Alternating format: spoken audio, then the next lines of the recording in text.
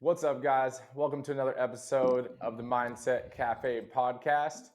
It's your boy Devin, as always, and here we're trying to bring you further on your journey, right? Whether it's personal development, whether it's entrepreneurship, whether it's in your relationships, and all that is through mindset.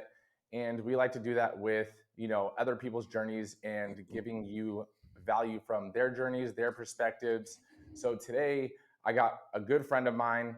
His name is Scott Rammage. He is in the RBO mastermind with me. He owns the VA Media Group, right? And it's VAVP. We'll get into that in a second, right? As well as he has a podcast, the Brotherhood of Fatherhood. So thank you so much for coming on today, Scott. How are you doing?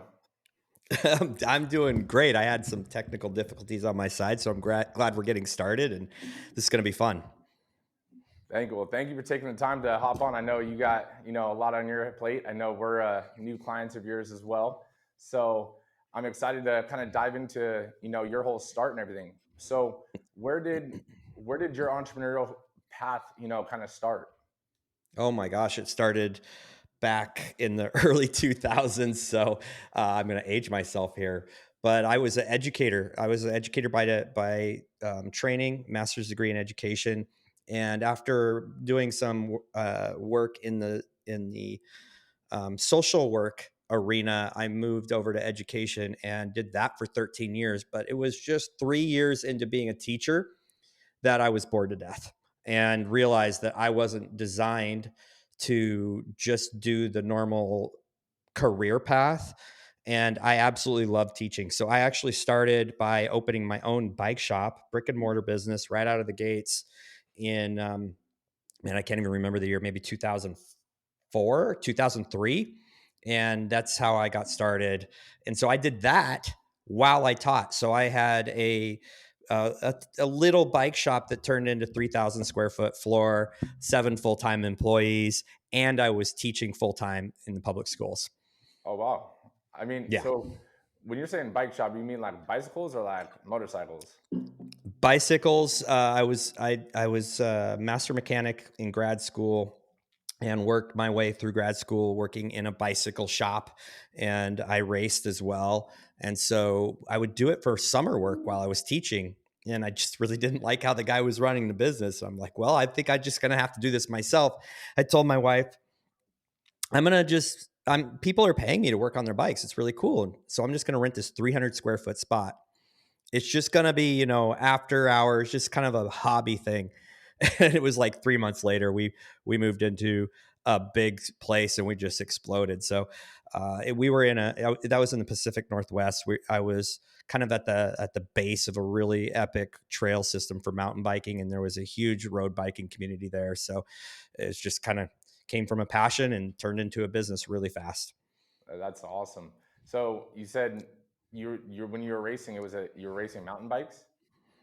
Yeah, mountain bikes in New England. I went to school in Massachusetts, so I would train all around like I was going to race all year round, but I'd only race in the winter season, the mountain bike season, and it was great. I even continued racing back when I was well into my career. Actually, while I owned my bike shop, I was doing what's called downhill or endurance racing. So 15-mile downhill races where you have to have endurance, but also uh, a lot of guts, I guess is the Yeah, word I'll use. I was gonna say cojones. Like I've seen some of those videos, and I mean I've done mountain biking like once or twice like that, and honestly, I realized very quickly that it wasn't for me. you know, Well, I'll be very clear. I wasn't very good, but I sure enjoyed it. no, So, I mean that's yeah, awesome. I mean, yeah. it's so you guys don't start at the top and race down necessarily, or is that just the enduro one, or do you guys go up and back down? Oh my gosh, if it were up and down, I would have loved it even more because I love climbing. But no, that one was just 13 miles of downhill. Of course, when you have 13 miles of downhill, there's going to be up, and so it's like you'll get this. It was like a hit training session. It was like full on adrenaline. Then you're just grinding as hard as you can. You can barely breathe, and then full downhill again. And That's probably why they call it enduro. Yeah. And those downhills probably weren't long enough, like in terms of obviously the length might have been longer, but the time frame going downhill versus going uphill is, completely Right. different. Yeah. And Yeah. And it's you're doing between, 15 and 45 miles per hour in the mountain. It's a little nuts. I was crazy, man. no, I have that's some why I said crazy it wasn't. stories. That's why I said it wasn't for me. Like I realized all of a sudden you're going down. You can't just hit the brakes and stop. You slide, you No. know. Yeah. Yeah. But I Or think, you fly over the handlebars into a oh, tree. yeah, that's when I realized that I got a lot of skills and a lot of talents, and that is not one of them. Nor do I want to try to make it one of them. But Yeah. I think it's cool because I mean, even in the enduro racing, like you referred back to it, like almost entrepreneurship or hit training, right? It's one of those things where the downhill, even though the length is longer, the time is quicker, right? And then even the uphills, you might hit a little mini hill that's going uphill, and the length isn't that long, but the time it might take to get up that short little hill might be 2 times the amount it took you to get down the first hill.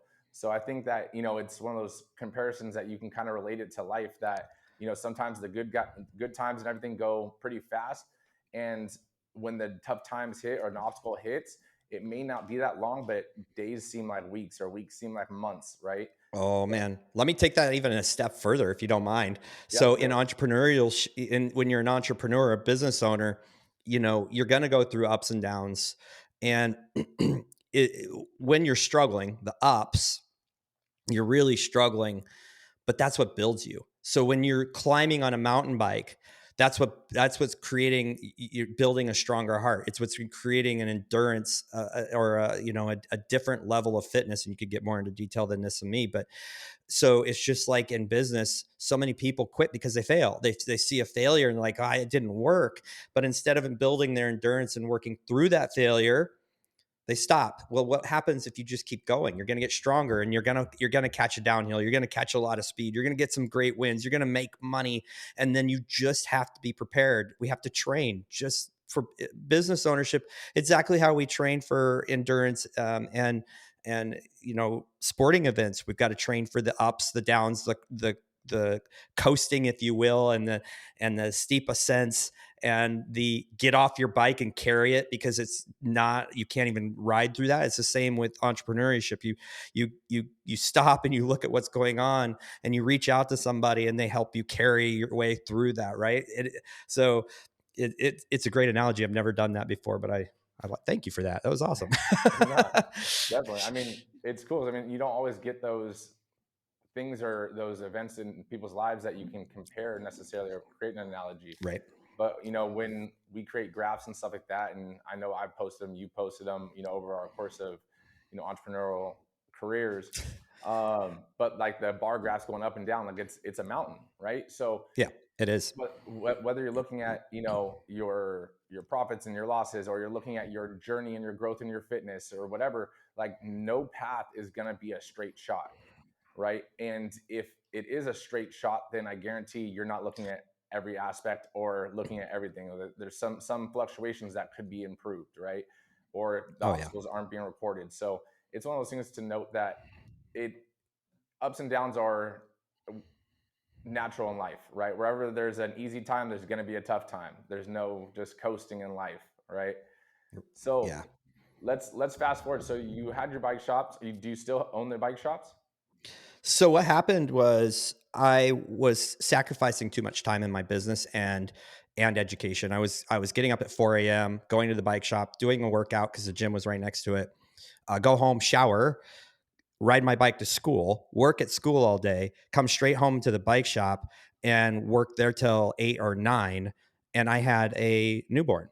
And so then I had my second kid. And what happened, at some point, I looked at myself, my life, and I'm like, this is not what I wanted. My wife and I were like business partners, like life, home partners. We weren't living the life that we really wanted as best friends. And we really enjoyed each other. And I didn't even know my kids. And I was just a horrible father, and I was a horrible husband. I mean, my wife says it wasn't that bad, but I say it was that bad. So I looked at her one day and I'm like, I really screwed up. And so we sought counsel, and this is an important message. Be careful who you ask questions from. And the couple said, "Hey, you know what? Close your business and just go back to teaching because you know exactly what you're going to get paid.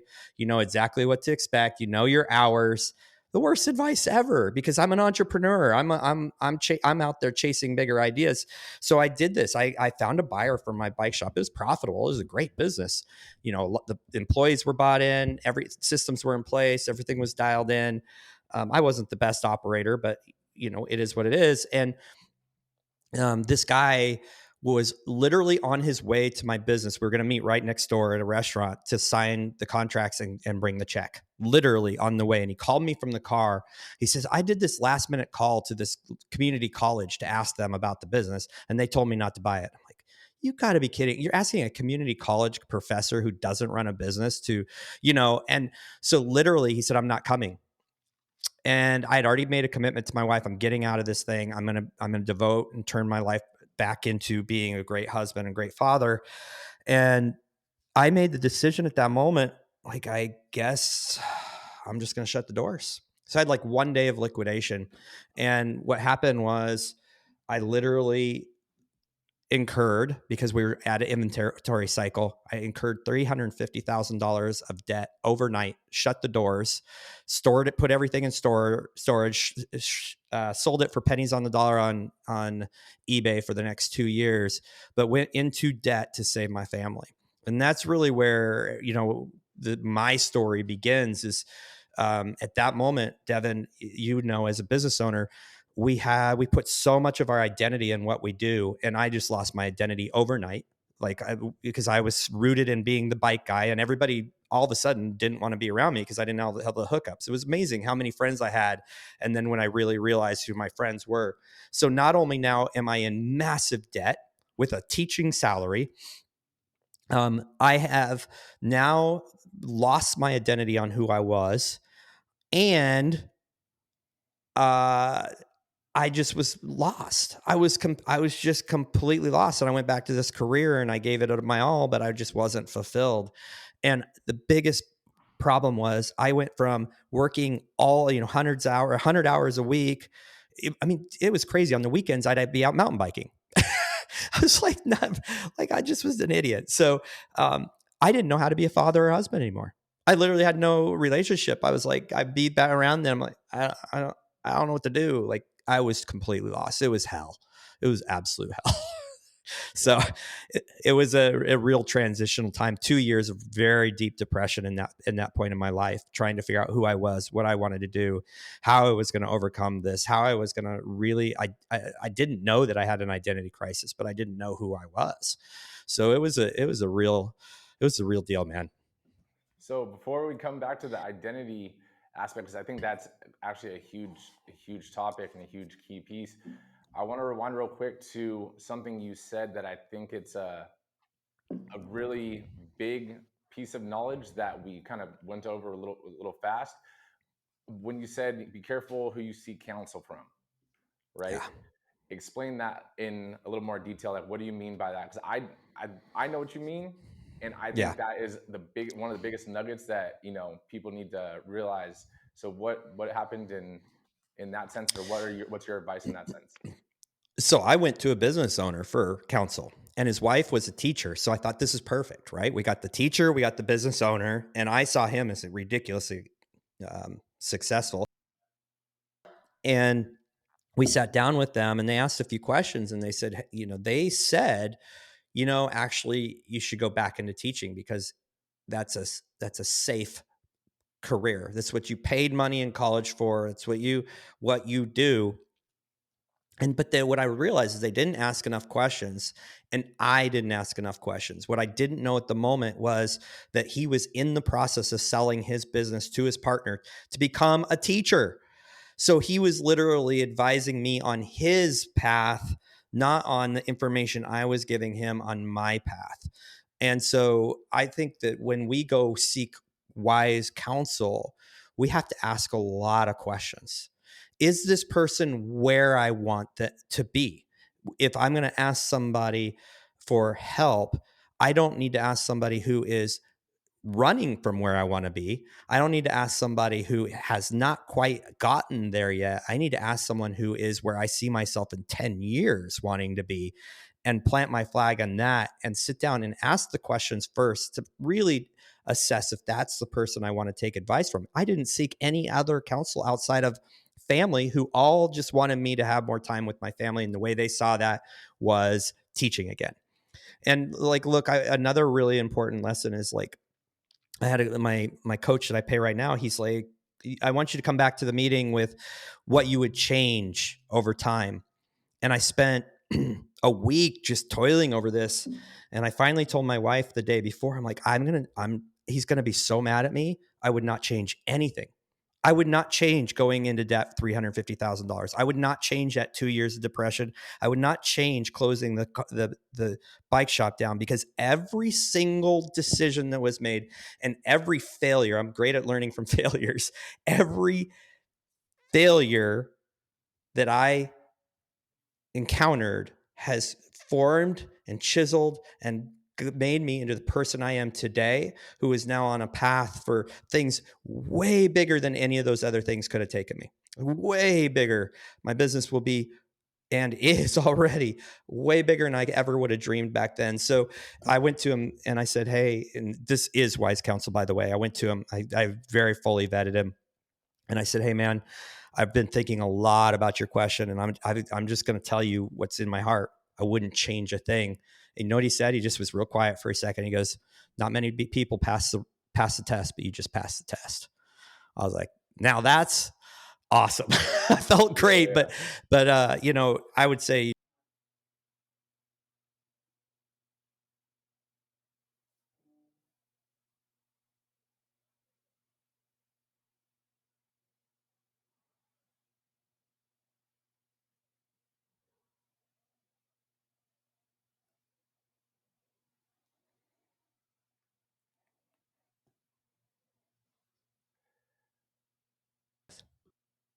oh my gosh, how long was I on mute? So the last thing was basically the pass the test. Oh, so I passed the test. I passed the test and I felt amazing. And what I learned is that there's this really great book, and I wish I had the title in my head right now. It might be Dream Killers. And it's really short. And it's this story of who you let speak into your life. And there will always be people who are there, who are operating out of their own vision and what looks to you to be safe. So as an entrepreneur, if you're listening, you all have those people in your family who think you're crazy for what you're doing. If you would just go get a job. Even my father-in-law, who I love tremendously, he was a teacher his whole life. So it's very hard for him to understand. He texted me a year ago, and I was doing great in business. It was growing. I was providing for my family better than I ever had. And he texted me. He said, Scott, I'm just so impressed with all the things you're doing. But someday I hope you just settle down and get a job. And so that you kind of like, it was like, wait, what? I'm like out earning what I would as an educator, 3, 4, 5 times. And you're telling me you hope that I settle back down and get a job. And so that is like, because people are coming from their own frame and their own fears, we have to be very careful who we listen to. 100%. And I feel like the first person that were seeking counsel from, and realizing that he was making the same decision he was trying to advise you on, it was almost like he was selling himself on making that decision, right? So, and sometimes we'll give that advice, or we'll get that advice, I mean, from others that are doing it or that have done what they're telling you, not because it's the best decision for you, but because they've done that decision and they're trying to basically convince themselves it's still the right decision. So I think that's a huge piece of, when you get advice, make sure you also get advice from a few people, right? And Yeah. really get advice from people that actually care. They don't necessarily have to be an advisor or in the same industry. It could just be someone that genuinely wants to see you succeed, right? So that's one of the things that I think it was a huge key piece. And then, going back to the identity issue that we talked about, I know I had my cousin who was a professional MLB player on the podcast, a while back as well. And we kind of touched on this a little bit, but it was different because when you're an athlete, you have this, I am a pro baseball player, I am a player for X team, and so forth. And all of a sudden you retire, and now what are you, right? And same thing as a business owner, and whether it's like for myself in the gym, and then now with the franchise, for you with the bike shop, and now with the company, it's one of Yep. those things that is who you are. And so I can completely understand that identity crisis all of a sudden when you have no bike shop. What are some things that you had to do to shift your perspective of your own identity and your own self? Well, let's just say it was more than a 2-year journey. Right. I did this over and over again. I started doing a lot of other things. I had many businesses, all were successful. I just moved, and I was always looking for a better fit, or a better trajectory for me and my family. And I kept falling into that trap of, you know, I am these things. I am like, let me put this challenge out to you. You're not married, I don't believe, right? Now I'm married and I have a daughter. Oh my gosh, I am so sorry. So you're married, you have a kid. This is perfect. So you're married and you have a kid. Um, do you consider yourself a father and a husband? Yes. I would hope so. But here's the powerful thing that you have to think about, and it will really kind of scare most people, is if your wife and daughter, or let's use my family because it's nicer to you. Let's say my wife and boys were driving and they all died in a car accident tomorrow. I am no longer a husband and a father. That can be taken away from you at any moment. If my identity is rooted in that, I have lost everything. Just like a business can be taken away from you. That's really deep, but it'll really make you assess that these are incredibly important things for me. My family, like that would just rip me to pieces, right? But I have to be so thoughtful about really what my identity is, understanding that any of the things, if I root them in a thing, that thing can be stripped away from me. And so, boy, that'll put you down a whole nother path, because I love being a father. I mean, I have a podcast called The Brotherhood of Fatherhood. It is one of the greatest joys in my life. And now I have teenagers. I have a son that's out on his own. It is one of the greatest joys of my life. The greatest joy in my life is my wife. We were best friends before we got married. We've been married 27 years. We could hang out with each other all day, every day, and not get tired of each other. We could run businesses together. We could run businesses parallel. We can just have a blast together. And if I lost her, I can't even fathom it. But then you got to understand that that can happen. And so I'm a believer in preparation. So for me, I'm going to prepare for whatever is coming down the road, because that's how life works, and understand that I am greater than the things that belong to me or attached to me. I am My identity is someone who's empathetic, someone who wants to help other people, someone who has knowledge and wisdom from history of experiences and failures, someone who understands that my failures have defined who I am and are making me who I am, because I am taking those failures and I am failing forward, as John Maxwell says. And so identity is such a crazy thing, but it's very, very serious for MLB players, NFL players. You watch it all the time. They even NFL players who retire, that's been their identity. How hard is it to not, because people are paying attention, they're in love with you. You're the thing, you're on that team. And then all of a sudden you retire and you're like, what the hell am I doing? I'm bored to death. And I have all this money. I don't care. Guess what they go do? They either go coach, they go announce, they get back into the game. It's because they don't have an identity outside of any of that stuff defined.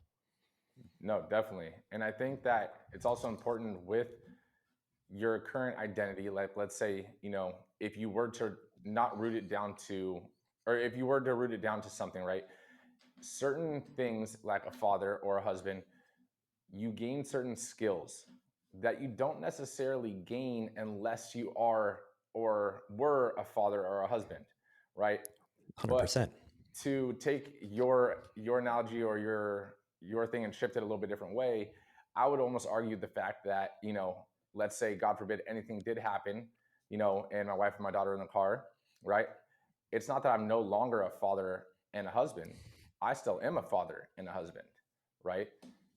The things aren't there that wasn't stripped away from me, right? So it's how you view it, right? I agree. So even for an entrepreneur, right? You've always been an entrepreneur, right? Like once that bike shop was open, and even maybe sometime before, you were an entrepreneur. That never left you. A bike shop owner, yeah, okay, that's the one thing that left you. So if you just got to realize the category of what you're classifying your identity to, right? Like my mom passed, but I'm still a son, right? So So true. so Yeah. it's all about how you think about it. So for a professional baseball player, or something like that, it's, yeah, you're no longer a professional baseball player, but you're still an athlete, right? Yep. You're Well, athletic, right? it's a reframing, right? But so I think I think what you're doing is giving me clarity on that. I am that temporary stamp. If I carry that as that is the definition of me, and it's taken away, now I will always be a father, whether my boys pass away or live. I outlive them, or I hope they outlive me. I will always be a father. I have experienced fatherhood, but it to a point where you actually can't strip it away. Exactly. So, right? So it's got to be so deep and so ingrained that you actually can't strip it away. When I rooted myself as a bike shop owner, and my bike shop ownership was stripped away, then I didn't know what I was, Mm-hmm. right? And so, but that experience and the learning opportunities and the things that I failed in and the things that I succeeded in formed me into the person that was able to take the next step forward. Right. And that's the one thing, like, and you exactly nailed that right on the head. It's reframing your perspective of the identity, right?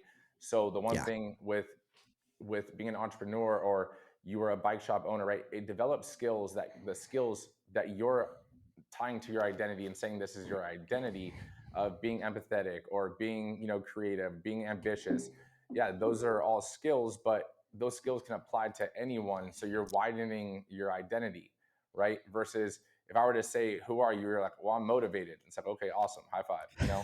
It's like, but, if your identity is, I'm a father, and then I'm a husband, I am an entrepreneur, and these are the things that I do because I am a father, because I am entrepreneur. Like, naturally, this is who I am.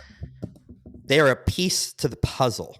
Mm-hmm. So if something is pulled away from me, then I still have many pieces to me instead of being singular focused on that identity. I think it's kind of where I would argue that pretty much every entrepreneur goes through this identity thing.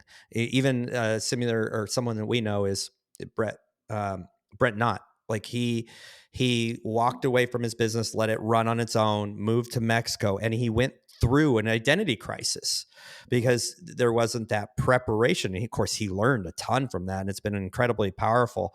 But what I'm trying to say is, don't be so rooted in one thing that it becomes a crisis. It creates a crisis. There's going to be a transition. There's going to be discomfort. I mean, if you lose a loved one, there's definitely going to be some discomfort and some shift that you have to make. But like, ground yourself in so many really powerful things that nothing can be stripped from you in entirety. Exactly. So now, like, that's exactly what I was going to as well. And honestly, I agree with you 100%. And I think that's a huge piece right there of mindset. And I mean, it took you a 2-year journey to figure it out. And some people never Oh, figure it out. So that's a high five to you, because you were able to figure it out. You went through that journey, and you were able to, come out. And I'm excited to continue to see your growth, thus far of knowing you. So the transition happened from bike shop owner, your, personal oh. development journey, and now how did you get into the VA or VP space? Thank you for changing that. VA. Yeah, everybody knows what a VA is, virtual assistant. Well, not everybody.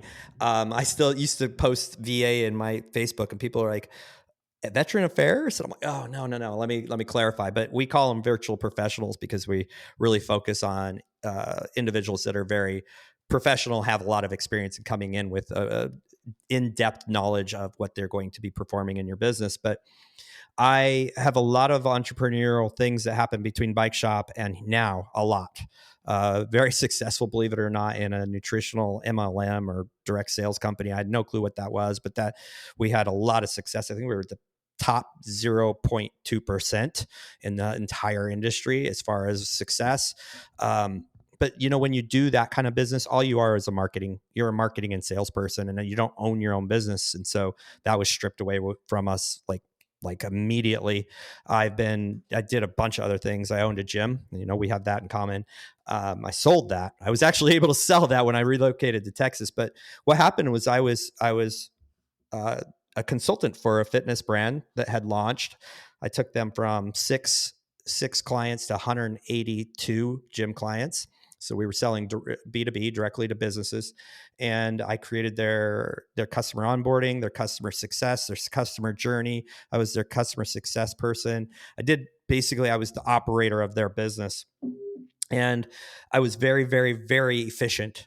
And one of my identities, self-proclaimed identities, is I was get stuff done guy. You give it to me, I'm going to get it done. I would do everything. I just work. So I worked myself into a crazy job. My pay never changed. I was consulting, but I was taking on more and more and more because I got more and more efficient and just kept building systems out.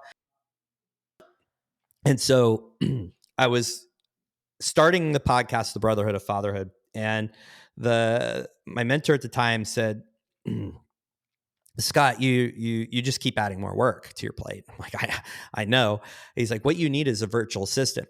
And I was like, okay, that sounds cool. I've talked to people about that. And he says, but you'll never be successful with it. Excuse me, what? He's like, you're not going to have success with it. It's really hard. So, me being kind of a anti-authoritarian type of person, I go and I go down this big wormhole. I go in, I take master classes, I buy courses, I get coaches. I learned everything there was about VAs. I hired one, offloaded all my podcast stuff to her. And in the meantime, I was running a mastermind for gym owners all over the world. And I kept telling them how great this was. Like, I have her, she's doing my podcast. And then I started creating SOPs, and she started doing tasks for me in my consulting work. So she's doing a lot of the things I had to do, and no big deal. I'm getting it done. It's done with excellence, and she's actually doing it better. And I'm like, this is crazy. And they're all like, Scott, VAs don't work. It sucks. We've all tried it. And I kept talking about how great it was. 3 months later, 3 or 4 months later, I can't quite remember the time frame, I had 4 full-time VAs. And I had offloaded so much work from them. I'd record myself doing it, create an SOP, send it to them, or send them the recording. They'd create an SOP, and I was like, okay, that looks good. Start executing every Tuesday. Start executing every week. Give me this report. Do this thing. Contact these clients, X, Y, and Z. And then I was still the guy that did everything. So what did I do? I still filled all my time. I just kept taking on more and more for the company. What an idiot. Wasn't getting paid more, but I was getting super efficient. Well, finally, these guys in the mastermind, they're like, Scott, you got to just shut up talking about VAs and just let us use yours, because you obviously have some voodoo super science to figure this out, because it's never worked for us. I'm like, dude, I like having my team. It's really cool. And they kept asking, and I finally did it. This guy paid me for a week of work, and it covered that VA's costs for the whole month. I was like, okay, I provide a service, someone pays, I think they're getting a great deal, and I'm getting a great, it's value exchange. I'm like, this is kind of cool. And so I created a business using VAs to help gym businesses. It was called VAs for Gyms.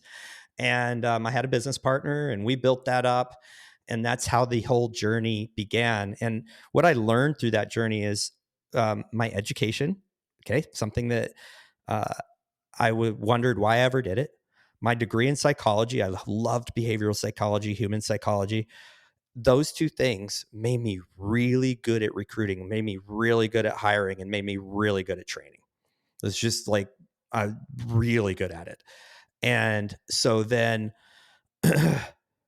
it just evolved into this business. And then after a while, I would talk to business owners, and our service was, you just give us the work, we do it. You tell us how to do the work, we do it. Like we were just a like you assign, we do, right? And there was no relationship between the virtual team and the client. It was just kind of uh, we fulfill. It was a fulfillment business. But I get on with people, and like, this person really needs their own team member. Like they just really need someone that understands the culture of their business. And I was really experiencing some like struggle here because I really wanted to sell them on my business, but I wasn't believing that it was the best opportunity for all of my clients. And I just went out on a limb. This person came in, was not even close to a fit. And I'm like, I can either tell them, go find somebody that's a headhunter because that's what you really need, or I can just do it.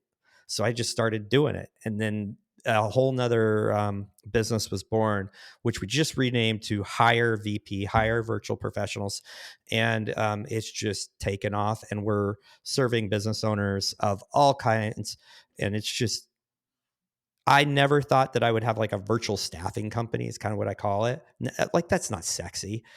But when I get to get on the phone with other business owners, I'm in my sweet spot. I get to have a conversation with people about the same things I love doing. It's business. How do we leverage other people to really help you and get you into your own sweet spot? How do we keep you from being in the weeds like me to moving into a sweet spot? And so here's what I like to share with people. I share this story all the time. Number one, when I left that fitness company that I was working for, consulting for, they had to hire 5 full-time people just to fulfill the SOPs and roles I was doing. That because I was doing more and more because I kept adding virtual professionals. So you start to like look at that. I was able to take me and duplicate me over and over and over again for very great price and generate so much more work. And I just kept doing things that I love to do. I'm like, wait a minute. Right here is a business. This is a business formula. So what I have now is that first company called VAs for Gyms has turned into Media Machine. We still service people. We do podcast editing. We do all these, things for clients. All I do is sales calls for that company when a sales comes in. Like, it is 99% run by my virtual team, because what I did is I built systems, SOPs, processes, onboarding, duplicatable things, systems, and now it's running like a machine. Hence why I named it Media Machine. And then I'm able to build this Hire VP, and I bring people in. My entire team is virtual. I bring them in. They learn everything about my business, create SOPs, start executing. When those get too great, we take that SOP stack and I say, what do you not want to do? And they're like, hey, we don't like doing this. Okay, hire for that position. Hire, offload those SOPs, rinse, repeat, rinse, repeat, rinse, repeat. My team can grow. We just hired someone last weekend who will start executing tomorrow. That's the speed of onboarding, because it's so systemized, and anybody can do this. Anybody can do it. It's a really great formula. And so I'm super passionate about it. So that was a long answer to your question, but I get a little fired up about it. Oh no, I mean, honestly, like, I've your fire and your motivation for this is why, Strive 11, both the gym and the franchise, we have partnered with, your company as well. And I told you, I have someone I'll be sending your way as well. Like, not only your passion and your knowledge and your motivation to learn more about it, but your willingness to actually care about both the client and the VP that you're bringing on. I think it plays definitely a role in some of the psychology and degrees that you have in being that natural born teacher and that natural born leader, and really caring about people. It honestly, it has that ripple effect in showing what you do when you're on the phone or when you're talking to a new client. I mean, the first time we met, I already knew this was something that we're going to do, just from the way you spoke about it, explained it, and everything like that. So from your journey, from your teaching to bike shop to gym to this, obviously, like we had had the analogy in the beginning, it's been a mountain, right? And there's been ups, there's been downs, right? What is that one piece of advice that you would give that young entrepreneur or that person that's, facing that down phase in their life that, would help them on their journey? Yeah, I think for starters, uh, make sure you know who you're giving weight to, who you're listening to. And so when the family comes to you and says you're crazy or you're not going to make it, just get a job or whatever it is, you've got to quiet those. You got to love those people, but you got to quiet it and then just go out and very intentionally and find the person that you want to become, whether it's the business level that they're at or the way that they operate their teams or the way they carry themselves, whatever it is, and find out a way to make them your mentor. Now, this is crazy. I learned this myself is you don't always have to pay a mentor and they don't always have to talk to you. You need to latch onto someone. That means you can listen to their podcast and read every blog they put out and study their website, emulate them, start to understand people. Good people will give everything for free. So I'm not, I pay people, but everything out there is free. You just be very careful of who you're listening to and who you listen to your family, love your family, but understand they're coming from a different place unless they've been entrepreneurs. And then the other one is the mountain analogy again. This is a really good analogy. When you're top of the mountain, there's not a lot of vegetation. There's not a lot of life because it's cold, it's windy, and we all want to get there because the view is spectacular. But you're going to eventually have to come down. Always. I don't care if I do 6 million in revenue next year. I'm still going to have to come down from that mountain. Things are never going to be easy. They're always going to be tough. But the real visual I want you to have is when you get down into the valley, you're trudging through mud or whatever it is. These are the low points. That's where all the vegetation is thick.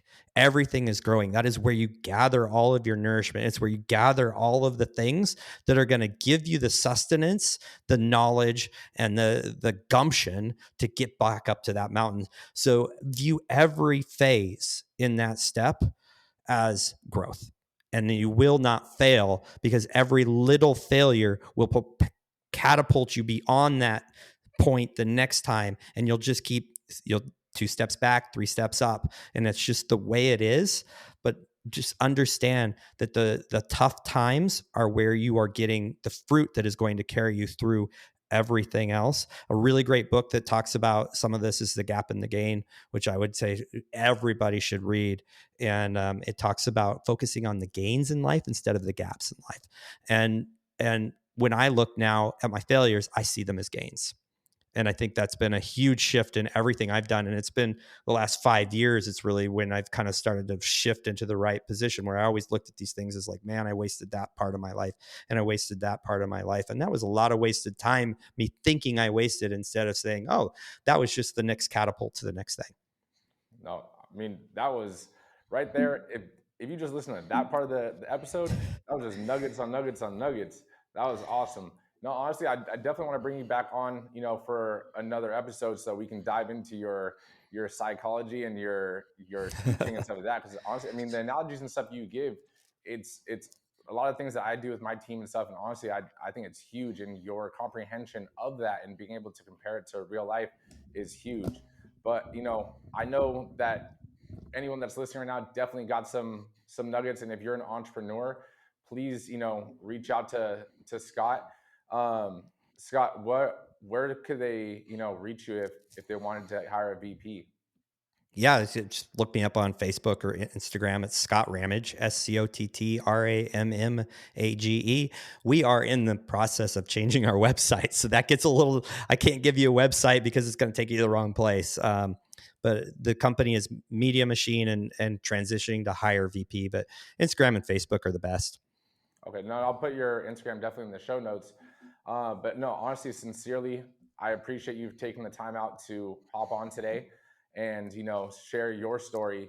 And I am looking forward to connecting again and diving more into one, identity, but two, also your understanding and knowledge of psychology itself. So I just want Great. to thank you It's again fun for stuff. taking the time. Thank you very much, Devin. It was an absolute honor. We'll definitely talk soon.